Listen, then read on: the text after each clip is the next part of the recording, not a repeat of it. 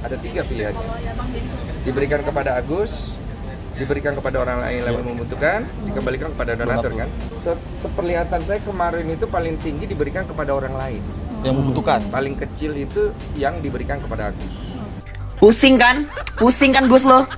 BPJS kagak bisa sekarang. Jadi sekarang lu mau berobat pakai duit siapa ya, gue tanya. Jadi Pak Prabowo kita sarankan kalau sebagai presiden baru Indonesia, ya kalau bisa orang buta diundang ke sana, lebih bagus lagi kalau Pak Presidennya datang ke rumahnya Agus. Layak nggak Agus tinggal? Karena alhamdulillah udah dibeliin AC 2, kemarin nggak ada. Jadi takut dia pakai uang ini, mudah-mudahan bisa ditanggung sama Pak Prabowo. Saya pribadi siap, saya di pihak donatur. Makanya kan dari awal saya bilang, saya mengamankan uang ini karena saya merasa ini adalah tanggung jawab saya terhadap donatur gitu loh.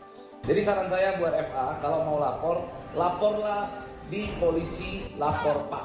Ternyata tujuannya satu doang sih gitu, supaya ternyata uang itu ditarik ke yayasan gitu kan. Dia sendiri yang bilang, halo guys, nanti kalau misalnya kalau punya uang itu nanti kan bisa beli mobil, bisa beli kos-kosan, kan dia sendiri yang bilang gitu. Ingat baik-baik Bang Farhad Abbas, jangan kamu menjadikan kamu punya perilaku di hadapan masyarakat mengancam orang dengan hukuman, apalagi mengancam orang mau hajar. Dari orang-orang yang ngebela Agus, di sini kita tahu kalau misalkan SDM kita masih serendah itu. Simpelnya gini ya, misalkan nih, kamu nih bantu teman kamu mohon-mohon ya, tolong dong bantu saya kesusahan, hidup saya susah, saya lagi kena musibah gitu-gitu. Terus kamu bantu nih teman kamu nih, kamu kasih misalkan 5 juta gitu kan. Terus besoknya kamu lihat dia ke Singapura, ke Malaysia, dia belanja ini, belanja itu. Kamu sakit hati nggak? Itu personal ya. Misalkan kita kasih contoh lagi nih biar kamu nih ngerti gitu kan. Misalkan nih kita bisa nih ngebuka donasi buat orang gitu kan, orang yang terkena musibah.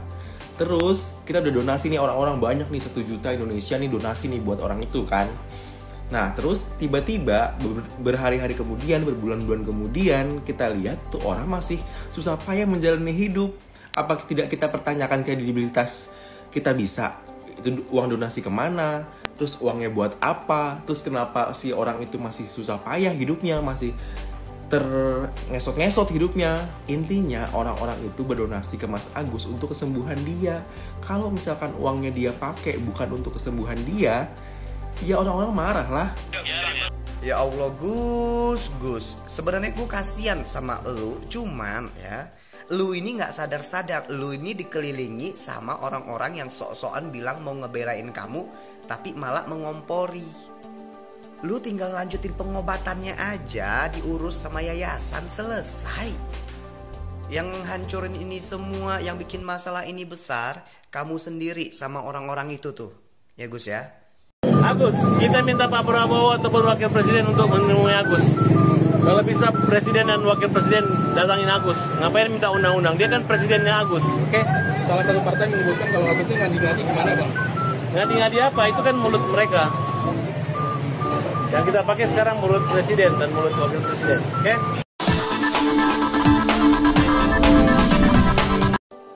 Farhad Abbas siap laporkan donatur usai Agus Salim hanya terima donasi sebesar 1 juta rupiah. Pengacara Agus Salim Farhad Abbas mengungkapkan kekecewaannya terhadap hasil polling terkait dana donasi sebesar 1,3 miliar yang diinisiasi oleh YouTuber Denny Sumargo.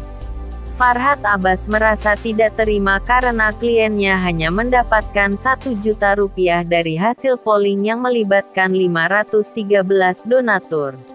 Dari hasil polling tersebut hanya 8 donatur yang memilih untuk menyerahkan donasinya kepada Agus Salim dengan total 1 juta rupiah. Sebaliknya 253 donatur memilih untuk mengalihkan dana kepada pihak lain yang lebih membutuhkan, sementara itu 82 donatur meminta agar uang mereka dikembalikan. Total dana yang dialokasikan kepada pihak lain mencapai Rp104.004.485. Dan yang dikembalikan kepada donatur sebesar Rp16.166.000.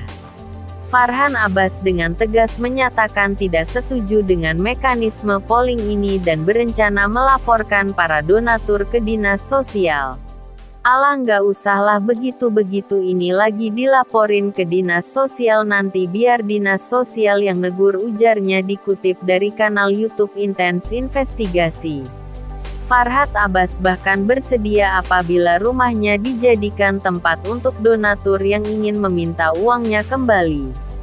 Seluruh donatur kalau mau ambil uangnya sini ke rumah gua, sini cari gua, kalau ada donatur yang mau ribut gua bakal ladeni, kata Farhad. Sementara itu kuasa hukum donatur Dodi Haribowo menilai langkah Farhad Abbas bukanlah solusi yang tepat. Banyak orang berpikir persoalan ini tapi tidak memberi solusi. Silakan saja berpendapat karena apa yang kita lakukan ini untuk mencari solusi, kata Dodi. Dodi juga mengingatkan bahwa donatur memiliki hak penuh atas dana yang mereka sumbangkan. Kalau itu uangnya dari dia Farhad sendiri, silakan aja, kan donatur ini punya hak yang mendasarkan kepemilikannya ada di donatur, ujarnya. Lebih lanjut Dodi menegaskan bahwa hasil polling ini akan dibawa ke persidangan. Jangan mentang-mentang orang udah kasih uang terus diselewengkan terus kita diam, nggak bisa gitu karena tidak ada hukum yang mengejawantahkan moral, makanya kita minta ke majelis hakim, tandasnya.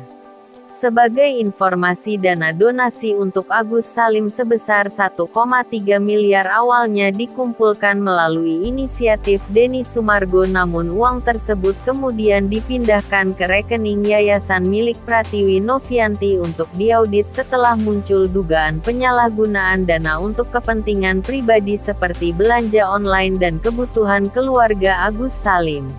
Tak terima uang donasinya ditarik, Agus Salim kemudian melaporkan Pratiwi Novianti ke polisi. Kisru ini terus menjadi sorotan publik mengingat Agus Salim merupakan korban penyiraman air keras di Jakarta Barat yang sebelumnya mendapatkan simpati.